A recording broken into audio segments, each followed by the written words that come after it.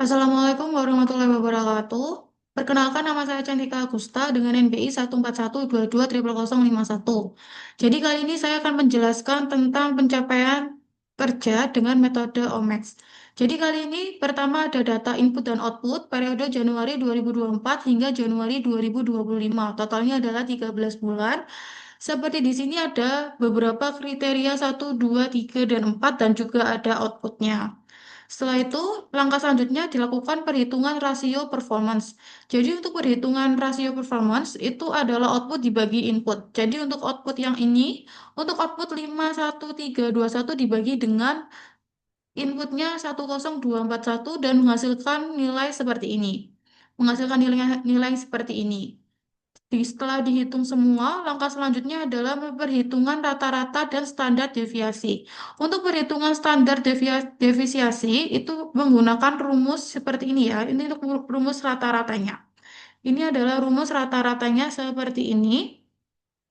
Setelah itu, setelah ketemu rata-rata dan standar deviasinya, maka dilakukan maka dilakukan kesimpulan. Jadi di sini ada input 1, ada input 2, input 3, dan input 4. Jadi untuk standar deviasi input 1 itu ada 4,92, input 2 ada 87,51, input 3 ada 96,17, dan input 4 ada 119,95. Dan rata-ratanya ada 6,97, 23164, 29950, dan 387,97. Setelah itu dilakukan perhitungan BKA dan BKB. Jadi standar deviasi yang tadi dan rata-rata dimasukkan di sini semuanya. Setelah itu dilakukan perhitungan DA, CL, dan BKA dan BKB.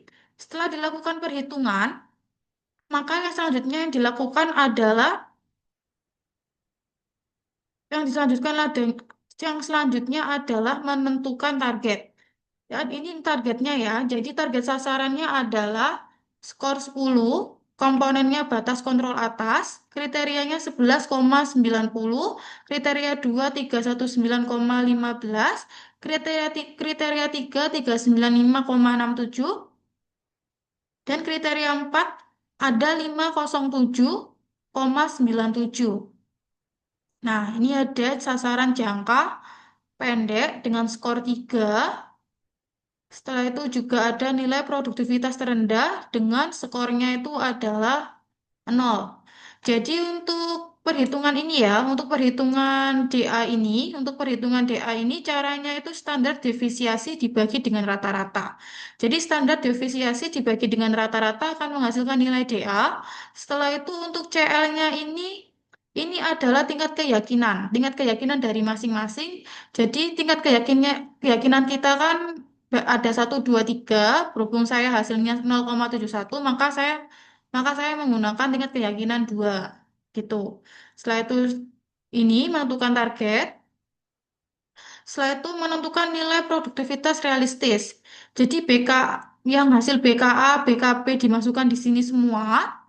Jadi ada input 1, input 2, input 3, input 4 dimasukkan ke dalam sini semua dan dilakukan perhitungan seperti rumus yang seperti ini. Dilakukan perhitungan. Setelah dilakukan perhitungan, maka menentukan nilai bobot kriteria. Jadi untuk nilai bobot kriterianya itu ada nilai 1, 2, 5, 7, 9, 2, 4, 6, dan 8. Yaitu tingkat prioritasnya ada seperti ini, kriteria 1 sama penting dibanding dengan kriteria 2, kriteria 1 sedikit lebih penting dibanding dengan kriteria 2, dan kriteria 1 lebih penting dibanding dengan kriteria 2, kriteria 1 sangat penting dibanding dengan kriteria 2, dan kriteria 1 jauh lebih penting dibanding dengan kriteria 2.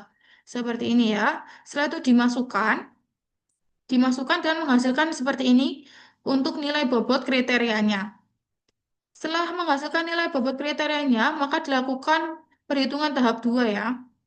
Jadi ada disimpulkan seperti ini hasilnya seperti ini. Dan untuk tahap tiganya itu kita jadikan ke dalam angka desimal ya. Jadi untuk 1,00, untuk 1/4 0,25, setelah itu dan setelah itu dilakukan di total 1,66, 12,00, dan 9,41.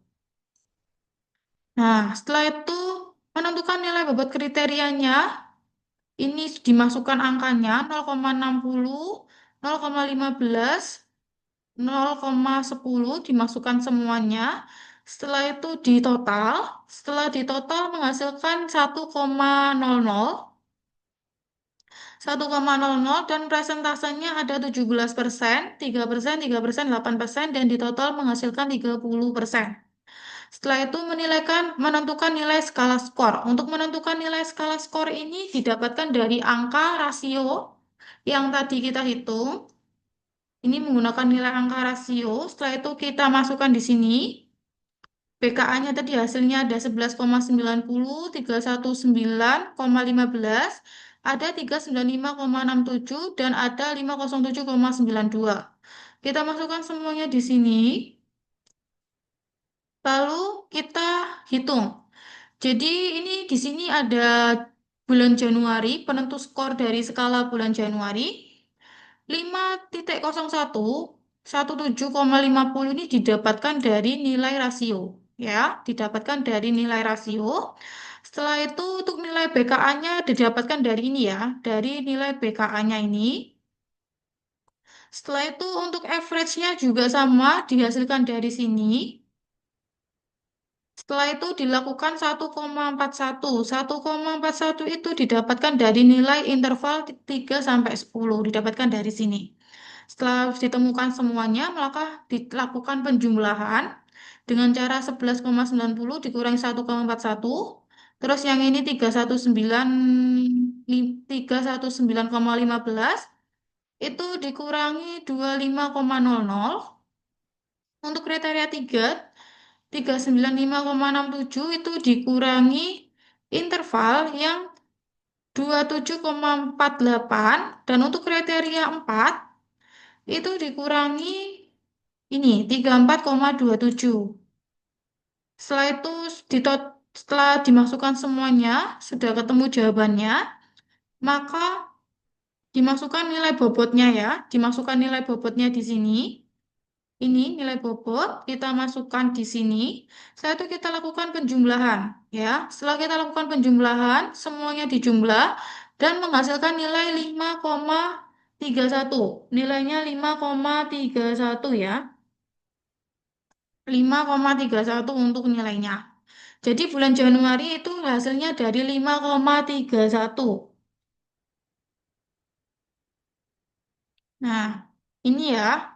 3,43 ini 6 kali 0,57. 6 kali 0,57. Jadi hasilnya 5,31 di bulan Januari. Di bulan Februari itu hasilnya 4,43. Di bulan Maret 7,31. Di bulan April 6,34. Di bulan Mei 5,57. Di bulan Juni 9,43. Di bulan Juli 5,57. Di bulan Agustus 7,03. Di bulan September 5,43. Di bulan Oktober 4,09. Di bulan November 10,00. Di bulan Desember juga 10,00. Di bulan Januari 2025-nya ada 4,97. Setelah itu kita masukkan semuanya dan menghasilkan seperti ini. Jadi untuk pencapaian kerja yang meningkat itu berada di bulan Mei, Juni, Juli, Agustus, Oktober, November. Setelah itu kita jadikan grafik, sangat kelihatan ya, yang terendah ada di bulan Oktober untuk pencapaian kerja paling terendah. Dan yang paling tertinggi ada di bulan November dan di Desember 2024. Setelah itu kita masukkan indeks produktivitasnya. Juni 9,43, Mei 5,57, terus dijumlah dan menghasilkan 0,40. Setelah itu di bulan Juli menghasilkan 0,20. Setelah itu di bulan November menghasilkan 2,44. Jadi di bulan Novembernya menghasilkan 2,44 seperti itu. Jadi sekian dari saya. Wassalamualaikum warahmatullahi wabarakatuh.